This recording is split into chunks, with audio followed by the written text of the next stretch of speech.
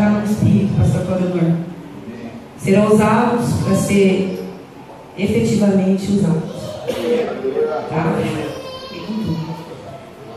E vem um alinhamento também. Nosso Deus, o Deus do Ministério Apostólico do Evangelho de Poder, é um Deus de alinhamento. Então nós vamos falar do cara ousado. Abre em Isaías. Ele até falou o nome dele. E obrigado, Senhor, pelo sinal. Tudo que nós fazemos nesse altar é com responsabilidade de todos os líderes que sobem aqui, seja para adorar, louvar, seja para entregar uma palavra de 5, 10, 15 ou 30 minutos. Pode ter certeza que tem um Deus de temor aqui. Aliás, nós somos uma liderança que tem temor de um Deus poderoso. Nós vamos falar desse homem ousado. Amém? Abriu? Você quer acompanhar comigo? Vamos lá.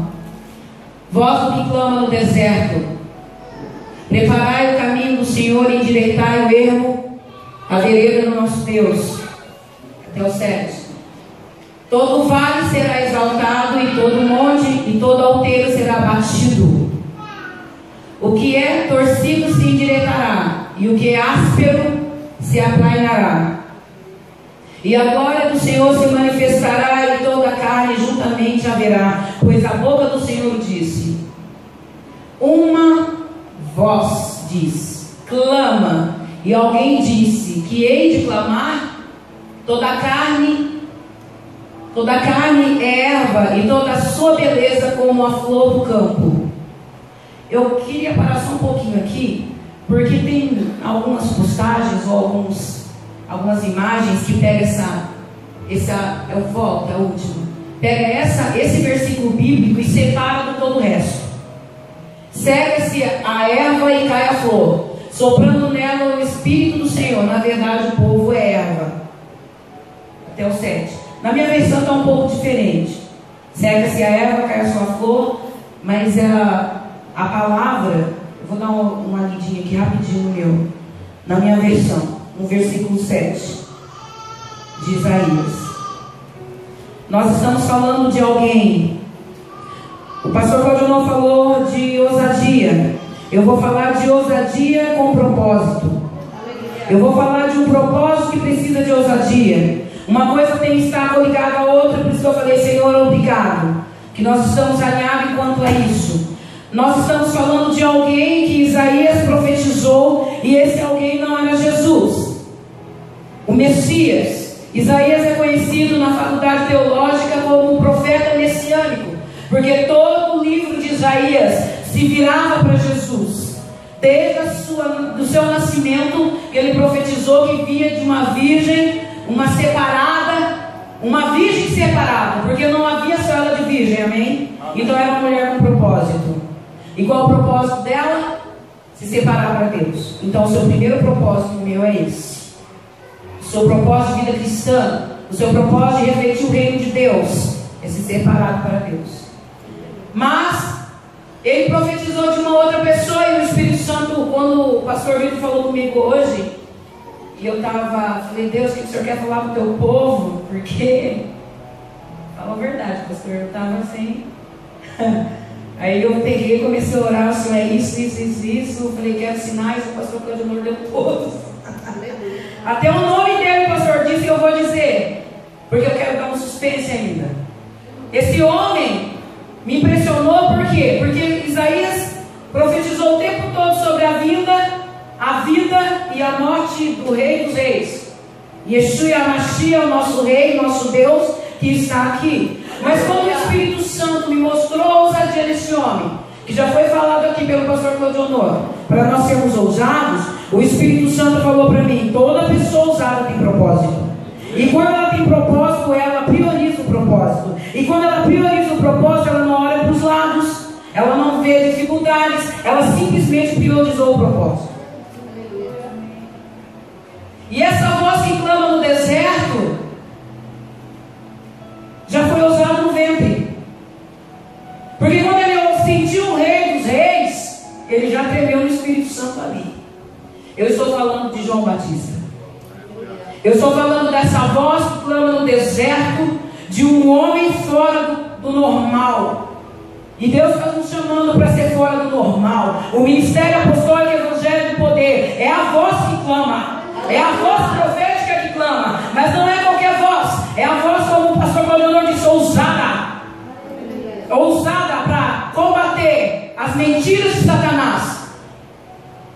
trevas. Então, você entrou daquela porta para dentro e escute a sua vida em comum. E se não era, passou a ser. É essa ousadia que Deus está falando conosco hoje. E Isaías profetizou. O que mais me chamou essa atenção foi isso. Que num dado momento ele profetizou para o rei dos reis, filho de Deus nascer. Mas ele falou: há uma voz que antes do filho de Deus nascer vai aplanar os caminhos tortuosos, vai abrir o caminho para o rei dos reis passar. Ele tinha certeza de que ele precisava ser usado.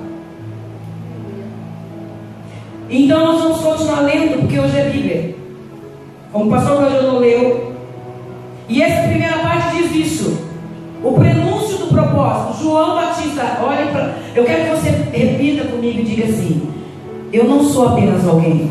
Eu não sou apenas alguém. Eu sou um propósito de Deus. Eu sou um propósito de Deus. E eu preciso ser cumprido na terra.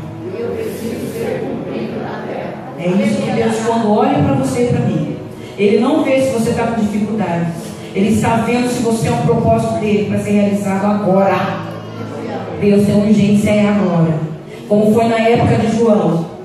Como foi na época de João Batista. Então foi o prenúncio do propósito. João é um propósito. João nasceu com um propósito específico. Eu nasci, ele tinha essa convicção. Então Isaías prenunciou esse propósito. Mas vem também o estabelecimento do propósito. Porque Deus, ele precisa de alguém ousado para querer seu propósito. Mas ele precisa também de pessoas que colaborem para o propósito ser concluído. Se você não quer ser um propósito, ajude quem tem um. Não seja pedra de tropeço. No caso de João Batista, quem foi? Seus pais. Vamos lá? Em Lucas capítulo 1. Vou ler rapidamente. Versículo 1 em diante até o 23. Tendo, pois, muitos empreendido por ordem da narração dos fatos, entre nós se cumpriram. Isso é Lucas falando. Segundo nos transmitiram os mesmos que presenciaram desde o princípio e foram ministros da palavra.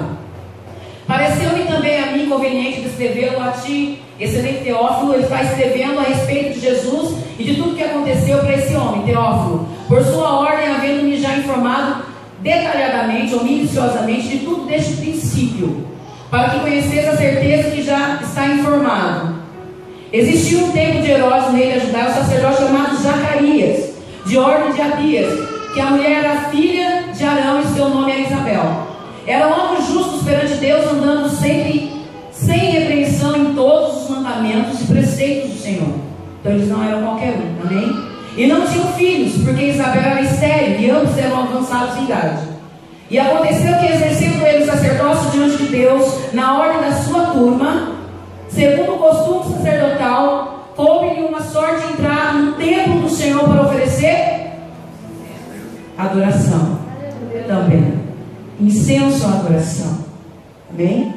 E toda a multidão do povo está fora orando a hora do incenso, a hora da adoração. E um anjo do Senhor lhe apareceu, posto em pé à direita no altar do incenso.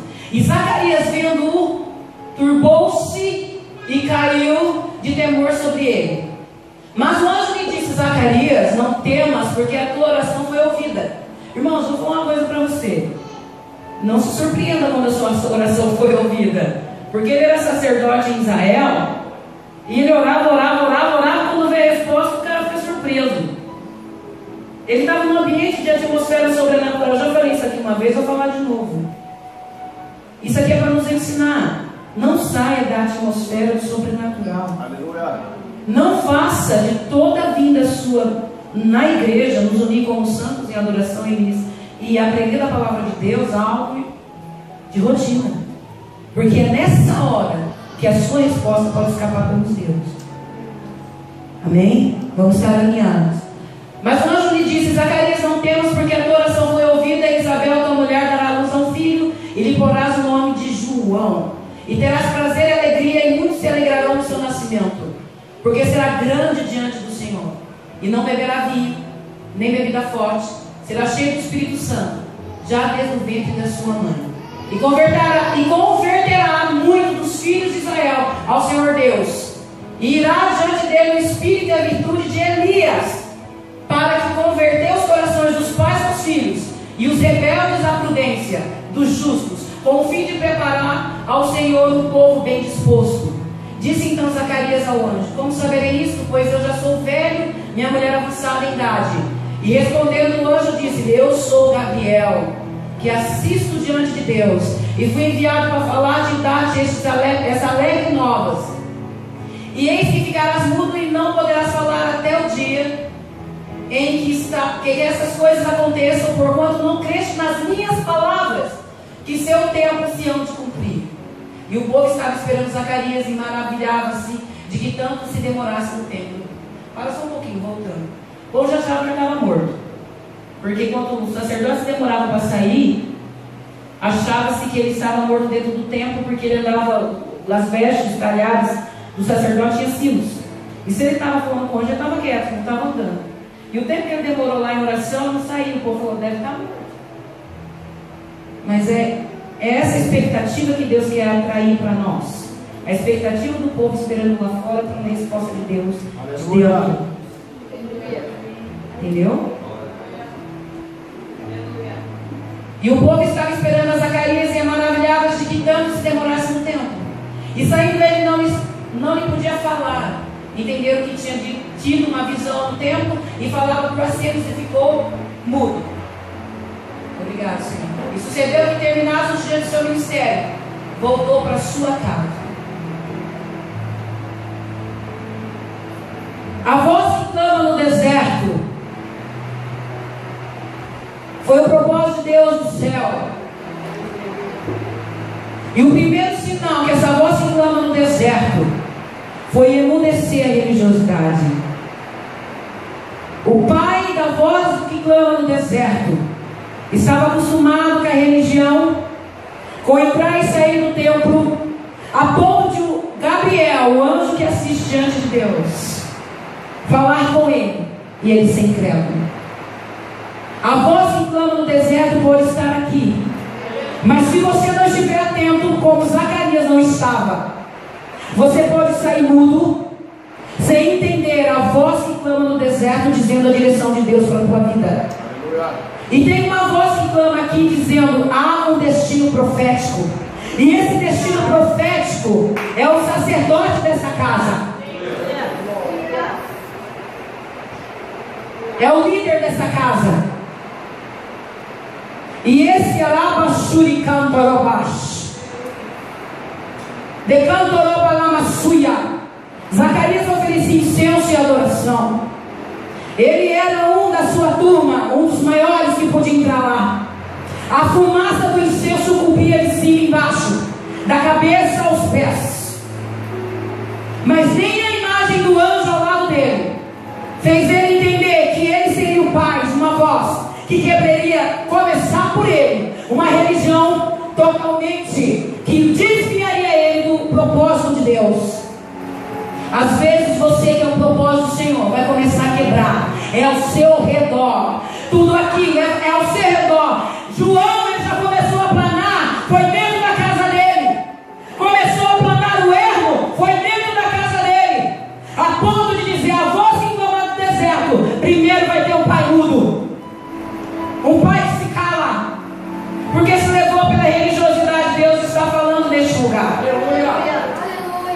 Não adianta você vir aqui, não adianta você entrar na atmosfera de glória, não adianta você entrar numa atmosfera de milagres, se você for Zacarias. E a voz que clama no deserto fala uma, fala duas, fala três. Você não arabaxuia, testemunhará do milagre enquanto não passar os 9 meses, que é os 9 meses que Deus tinha que tratar em Zacarias e dizer: sai da religiosidade, Zacarias. Seja ousado para sair da religião. E toma esse propósito em tuas mãos, que eu vou mostrar quem é esse menino. Ele vai anunciar o meu filho sobre a terra.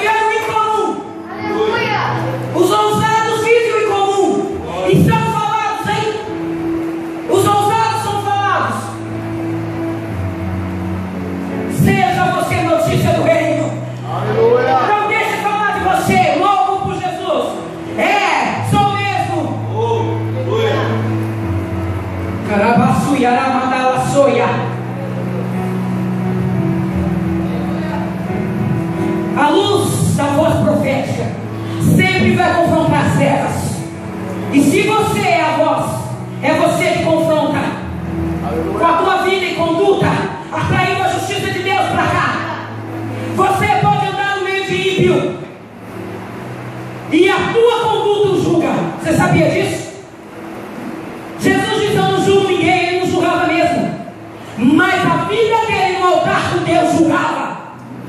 E é por isso que ele fala: quem não via a mim e não me aceitar, não vai ver o Pai. A tua vida em santidade, a tua vida entregue no altar ao Senhor, é a tua vida que julga os ímpios. Eu não estou dizendo que eles não têm direito à salvação. Eu estou dizendo que quando você tem compromisso com Deus, automaticamente a tua vida faz o julgamento. Isso é a voz que clama no deserto. E cariora suia, girecolobarás. Viva a identidade do propósito, como João viveu. João não estava preocupado se ele ia clamar na praça de Israel no deserto. Mas quando ele diz a voz que clama no deserto, para onde ele foi? Ele foi para uma mega igreja? Não. Ele viveu o propósito. Quando nós vivemos o propósito, o resultado vai ser de acordo com o compromisso com o propósito. Se ele sabia, ele seguro que ele sabia quem era. E ele não estava preocupado que ele ia confrontar, porque ele chegou na cara de Herodes e falou: está errado, adúltero. Ele não estava com medo. Ele disse: eu sei quem eu sou, eu sei para quem eu vim, e eu vim para anunciar alguém que é maior do que eu. Então eu assumo essa identidade de propósito. Você e eu temos que assumir essa identidade. E quando nós assumimos isso, a nossa limitação humana não nos barra. Aí o Senhor chama esses verdadeiros adoradores, os que adoram em espírito, porque a carne não incomoda mais, os sentimentos humanos apenas não incomodam mais, porque você vive por propósito, respira o propósito, avança por causa do propósito, e aí o rei vem. Que nós possamos ser usados para a glória de Deus. Só que os ousados muitas vezes têm cicatriz no corpo. Os ousados renunciam a si e são cicatrizados pelo outro. Nós temos um exemplo na prática no nosso meio.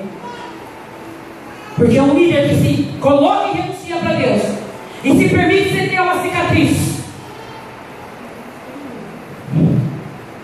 A verdadeira marca do reino não são flores, irmãos. As flores serão lá. Não são flores, irmãos. As flores serão lá.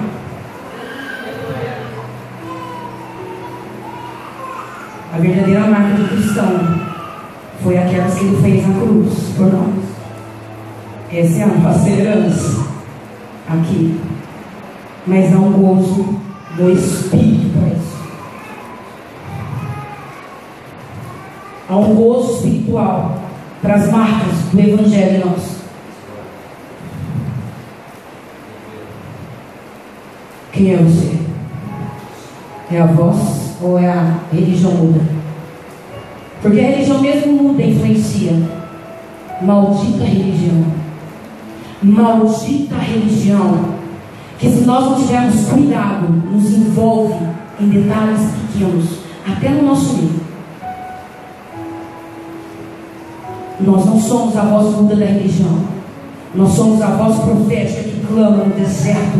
E preste atenção, no deserto, quando a voz é de Deus, a voz é verdadeira e é profética, todos vão. E eu profetizo sobre esse lugar, que a unção que está aqui, sobre a vida do apóstolo, que é pai espiritual nessa casa, e líder, eu já profetizo em oração, os filhos que é dele, seja onde estiver, eles virão. Virão pela nossa conduta, mas virão pela unção que está sobre esse lugar. Porque serão filhos compromissados.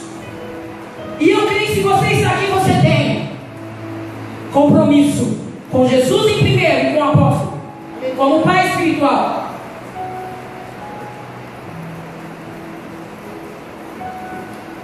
Essa convicção desse propósito precisa estar em nós. Porque João se deixou totalmente a sua identidade ser transformada pelo propósito. A sua mãe e seu pai, segundo uma pesquisa que eu fiz, eles mudaram sua vida total para criar esse menino nazireu. Porque na verdade João era nazireu, não bebia bebida forte, não podia ser separado. Ele já tinha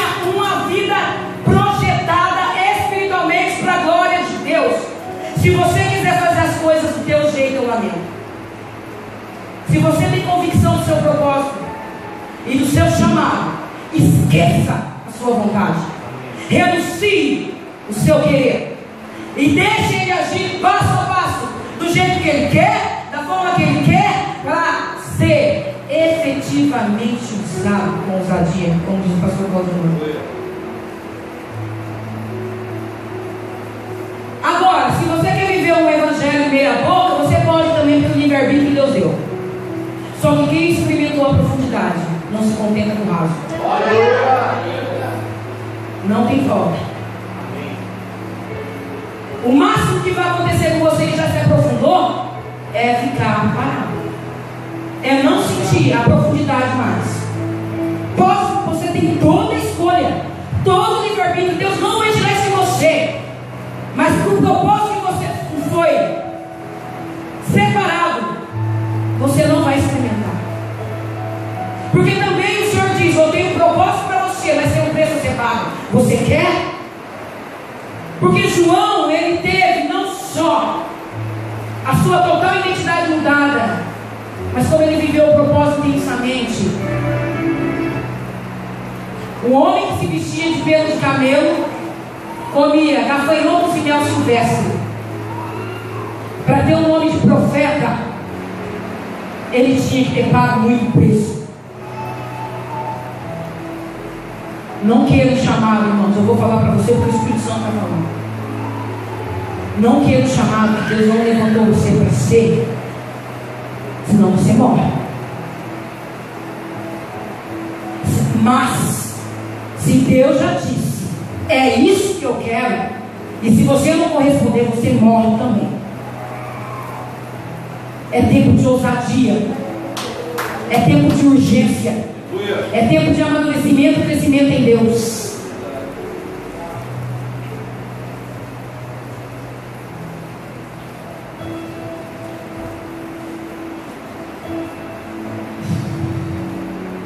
Eu vou falar porque o Espírito Santo me cobrou lá atrás, eu vou falar agora.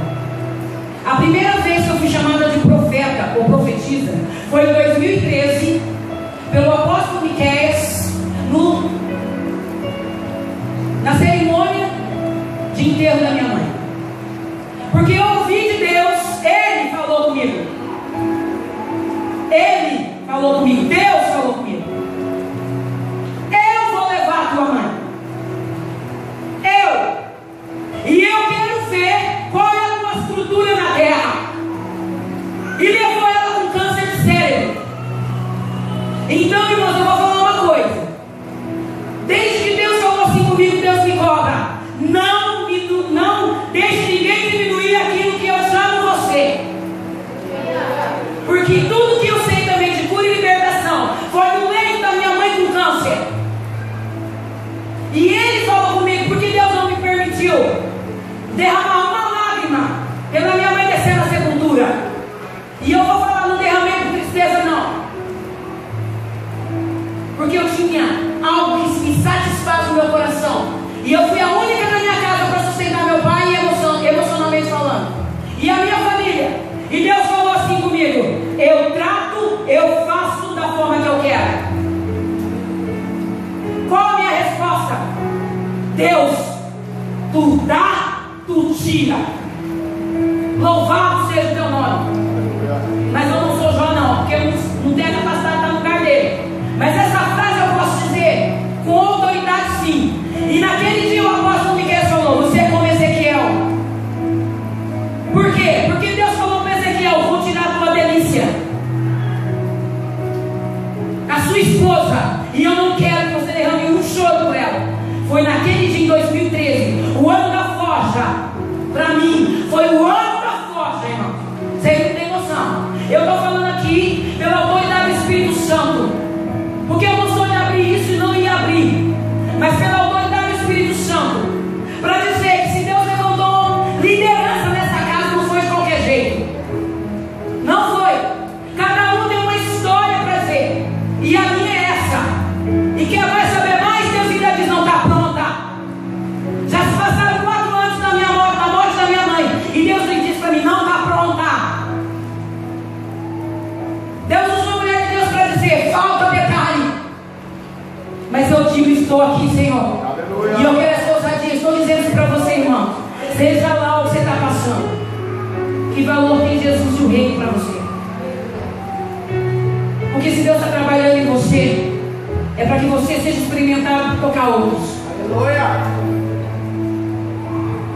Não é apenas posição, é determinação, é entendimento para aquilo que Deus te chama. E eu, desde o dia que eu entendi isso, as minhas vontades não são as mesmas. E seja lá o que Deus vai fazer no meu futuro, eu digo, os meus dias são teus. Mas a única coisa que eu tenho temor diante de Deus é: Senhor, naquele grande dia, o Senhor não vai chamar pelo nome, mas por aquilo que o Senhor me chama como um propósito nessa terra. Então tenha temor de Deus, irmãos, para aquilo que Deus tem chamado você. Porque João foi chamado para ser a voz do leão no deserto, para endireitar o erro e vir o reino de Deus através de Cristo Jesus. E Jesus veio. E Jesus nem foi no enterro dele. Nem foi. Olha só o nível de maturidade. Primos, profeta, rei dos reis. Ele é devolado porque ele é um homem que fala a verdade. Aleluia.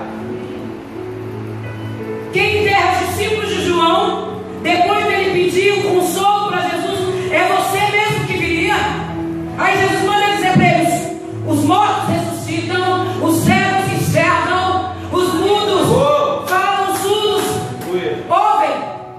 Você quer mais do que nenhuma parte da Bíblia fala disso no seu Novo Testamento? Mas Jesus não vai no enterro dele. E a voz profética que clama se cala por um momento,